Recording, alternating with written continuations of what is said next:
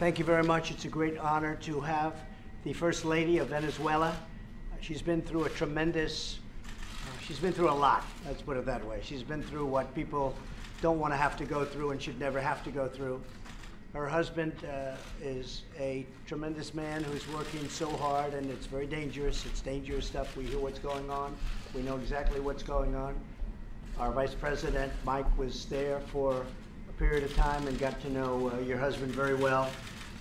But I just want to say we're going to have a terrific conversation. We already have, and a lot of progress is being made with all of the problems. A tremendous amount of progress is being made. Bueno, muchísimas gracias. Para nosotros es un honor tener aquí a la primera dama de Venezuela y queríamos también decirle que hemos avanzado muchísimo. La última vez que vimos a su marido era una persona excelente. Sabemos que trabaja muy denodadamente, su vida está en peligro, así que queremos demostrarle que nosotros estamos con él. El vicepresidente Mike lo conoció personalmente y realmente demostró y expresó cuánto lo apreciaba y el valor que tenía. Nosotros estamos teniendo muy buenas conversaciones, hemos avanzado muchísimo y hemos avanzado mucho en la solución de los problemas. Venezuela was a country with tremendous potential and is still a country with tremendous potential. But people are starving, they're being killed, they're being beaten. What's going there is unfathomable to everybody that sees and everybody that gets reports. We're getting reports that are horrible. The potential of Venezuela, if done properly and with democracy, would be incredible. It was one of the richest companies, certainly one of the truly rich countries of the world, and now it's one of the poorest countries of the world. You look at what's happened. Despite oil, the oil's not coming out. Everything's broken. They have no water, they have no electric, the lights are out. In fact, I understand just today they had a big blackout. So we're very much in contact with your husband and with everybody else, and a lot of things are happening. Many things are happening, please. Bueno, en realidad Venezuela es un país con muchísimo potencial, tenía mucho potencial, tiene mucho potencial. Lamentablemente ahora estamos viendo hambruna, muerte, ataques. Es una situación realmente inconcebible. Realmente es totalmente increíble. El potencial que tiene Venezuela se va a poder concretar en una democracia. Era un país, uno de los países más ricos del mundo, sin embargo ahora por todos los problemas que tienen, es uno de los países más pobres del mundo. No tienen agua, no tienen luz. Sabemos que hubo un apagón recientemente que afectó a todo el país y en realidad por esto estamos en contacto constantemente con su marido. So just in concluding, I want to say again, to have you and your friends and representatives with us has been incredible. I know that you've also suffered tremendously, and I'd like you maybe to say a few words, but please, First Lady, I'd love to have you say a few words to the media. Quisiera entonces aquí darle la bienvenida nuevamente a usted, a sus amigos y a todos los representantes que usted ha traído. Sé que están atravesando por situaciones increíbles, usted está atravesando por una situación realmente dolorosa, usted sufre mucho, me gustaría que también compartiera con nosotros su sentido, pero ante todo le doy la palabra a la primera dama. Muchas gracias. Hoy estar acá para mí es un honor y yo debo agradecerle al presidente Donald Trump, al vicepresidente Mike Pence y Bianca. Un honor haberte conocido. Señor Bolton, para mí es un honor saber que contamos con usted. Venezuela hoy está pasando por una crisis energética muy grave, donde hoy nuestros niños están muriendo porque no hay luz, porque no hay comida, porque se apagaron los hospitales. Y con ellos la vida de inocentes que están pagando las consecuencias de una terrible dictadura. Thank you very much, Mr. President. It is an honor for me to be here. I thank you. I thank the Vice President. It was a pleasure meeting you as well. And Mr. Bolton, it's an honor to count on you as we do. Venezuela is going through a terrible crisis. The power crisis is very serious. Children are dying in hospitals. Children are dying because they have no food. Hospitals are in darkness. The crisis is serious. Hoy temo por la vida de mi esposo. Ayer se cometió un atentado contra su vida. Fue secuestrado su jefe de gabinete, Roberto Marrero, de la manera más violenta y vil, haciendo de este un ataque directo al presidente Juan Guaidó. I fear for my husband's life. Yesterday, he was attacked. His life was attacked. Also, his chief of staff, Roberto Marrero, was kidnapped in a very violent and vile manner. Roberto no solo es el jefe del despacho del presidente, además es nuestro amigo personal. Not only is he his chief of staff, he is our personal friend. Además, fue detenido el primo de la mamá del presidente, involucrándoles en actos de terrorismo. Y también acusando a Gustavo Guaidó, el hermano del presidente, y así darle un golpe al círculo más cercano del presidente Guaidó, pretendiendo desestabilizarlo de su lucha. Yesterday also they detained his mother's cousin. He was accused of terrorism. And Gustavo Guaidó, his brother, was also accused. So they are hitting everything that is closest to him, trying in that way to destabilize them. Lo que no sabían es que esto solo nos da impulso para salir adelante, para no descansar, porque nuestro objetivo es salvar vidas, es recuperar la libertad, y es que no vamos a permitir que nuestros niños, nuestros adultos mayores, sean los que sigan sufriendo las consecuencias de una terrible dictadura. Hoy el tema de Venezuela es un caso de humanidad. But what they don't know is that when they do that, what they're doing is pushing us forward. We will not rest. We are here to save lives and to give back freedom. We want to save our children, we want to save our elderly who are the ones who are suffering. And this is what Venezuela is going through. Sabemos que no estamos solos. Sabemos que contamos con los Estados Unidos, con la comunidad internacional que respalda la lucha democrática, con el mundo entero que nos ve, que nos escucha. Y yo sé que de esta terrible dictadura vamos a salir muy pronto, porque Venezuela decidió que es el año de la paz, del reencuentro y del abrazo en familia. Venezuela is not alone. The U.S. is with Venezuela. The international community is with Venezuela. The world is with Venezuela. The world sees and the world hears the terrible consequences of this dictatorship.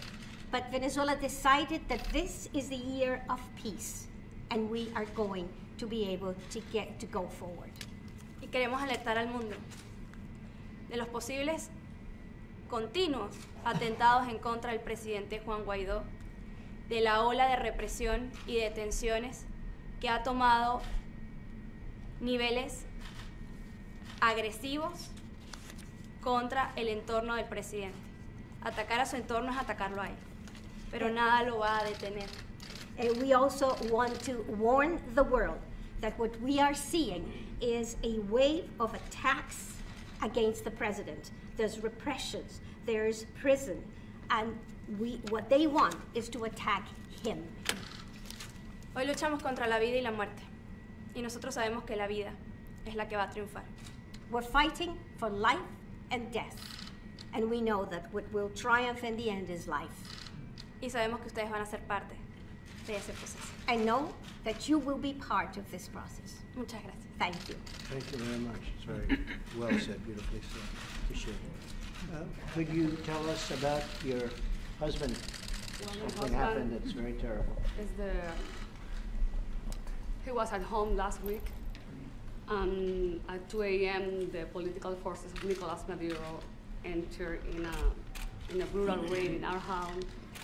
And he called me like at 2 a.m. He was, like desperate. There were like 60 people around trying to get by the force in our house. They finally did, and we, with lack of communication, and they destroyed our house.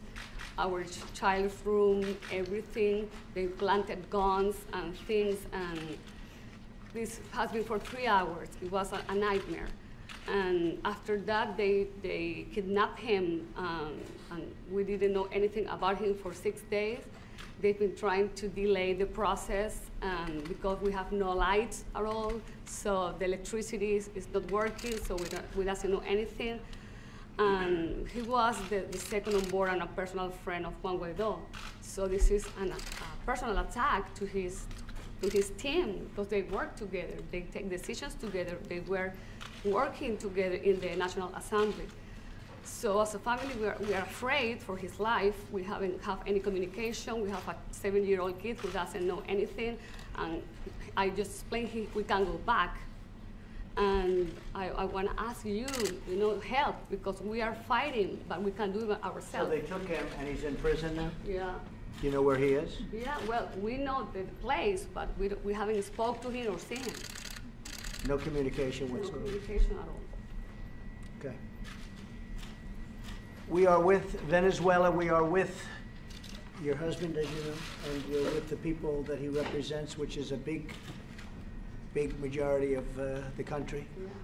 What's happening there should not happen and be allowed to happen anywhere. So we're with you 100%. Okay? Please give my regards. It'll all work out. It's all going to work out. It always does. We're going to get it to work out. Thank you very much. It'll be fine. Steve? Mr. President, what sort of complications does the Russian involvement now pose? Russia has to get out. All right, what's your next question? Mr. President, are you thinking of increasing pressure on Venezuela, and how will you do that? Say it. Are you thinking of increasing pressure on Venezuela, and how will you do that? Well, they've got a lot of pressure right now. They have no money, they have no oil, they have no nothing. They got plenty of pressure right now, so we'll see. They have no electricity, and other than military, you can't get any more pressure than they have. Unfortunately, a lot of people are starving. They don't take the aid. Maduro won't take aid. We've sent hundreds of millions of dollars worth of aid to the border. He won't take the aid. He'd rather have his people starve than take the aid. I don't think that's good, even from a political standpoint. Even from a dictator standpoint, I don't think that's good. But there's a lot of pressure on them right now. We'll see, we'll see, we'll see. All options are open. Just so you understand, all options are open. Go ahead. All options are open, yeah.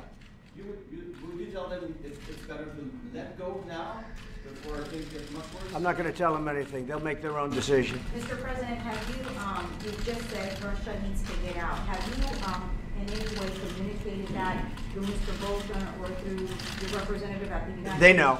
They know very well. They know very well. Go ahead. Next question.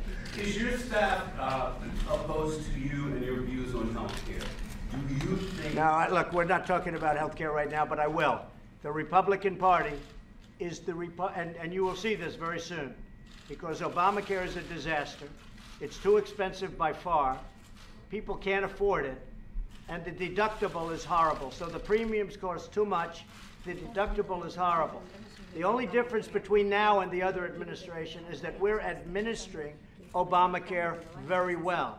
So we've made it better, but it's still horrible, no good. It's something that we can't live with in this country because it's far too expensive for the people. Not only for the country, but I'm not even thinking about for the country. It's too expensive. The premiums are too expensive.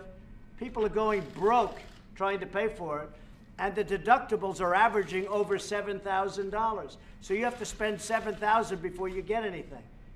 That's a very unusual circumstance. So the deductibles are way too high. Obamacare is a disaster. So we're going to be the part, and I said it yesterday, and I mean it 100%.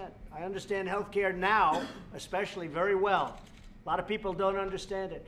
We are going to be, the Republicans, the party of great healthcare. The Democrats they've let you down. They came up with Obamacare. It's terrible. I got rid of the individual mandate. That was the worst part of Obamacare because people were forced to pay a lot of money to get health care that they didn't want. Okay? Now they don't have to pay that money. People are all over this country thanking me. Every time I go out, they thank me. They don't have to pay a vast amount of money to have bad health care. So we got rid of the individual mandate. That was a big thing. We will, you watch, we're going to be the party of great health care. And the Democrats have let you down. They've really let you down. Obamacare doesn't work. It's too expensive. And you take a look at everything with deductibles, it's a disaster. It's a disaster for our people. We're not going to allow it to go. So we're coming up with plans. We have a lawsuit right now going where phase 1 of the lawsuit terminates Obamacare, essentially terminates Obamacare. You know that. That's the Texas lawsuit. We think it'll be upheld, and we think it'll do very well in the Supreme Court. And if the Supreme Court rules that Obamacare is out, we will have a plan that's far better than Obamacare. Thank you all very much. I appreciate it. Thank you. Thank you, President. Thank you. Thank you, everybody. Thank you. Go this way. Thank you, President. No time. Thank you this way. Thanks, everybody. Thank you very much. Thank you. Go this way. Thank you, everybody. Let's go this way. Go this way. Thank you. Thank you, man. I greatly appreciate that she's here, and she's been a tremendous representative for her country. And the message to Maduro. And she's meeting tomorrow with the First Lady of the United States in Florida. So that They're is- meeting tomorrow. It's a message that the United States is committed to seeing Venezuela. I'll tell you, if you look at what we're doing, you will see a commitment that few people have made. And frankly, this didn't have to happen in Venezuela. Past administrations right here should have been more forward thinking. This should never have happened in Venezuela. This is a tragedy. You know, we're fighting all over the world for countries. We're 5,000, 6,000, 7,000 miles away. They never did anything with respect to Venezuela. Past administrations allowed this to happen. I've inherited a mess between North Korea and all of the problems we have all over the world, the entire Middle East and Venezuela. These are things that never should have happened. They never should have allowed to get to this point. But I'll fix it. We're fixing it all over the world. That's what we're going to do. Just like in a different sense, we are going to fix health care. We're going to fix a lot of problems that nobody else was able to do. And we just left, as you know, the Prime Minister of Israel. They're having a lot of hard times over there right now. But the Golan Heights, which every president promised they'd do, they never did. I did that not only with respect to Jerusalem and the embassy, but also now the Golan Heights. They desperately need it. It was good timing. They desperately need it. They need the heights. Thank you very much, everybody. Thank you.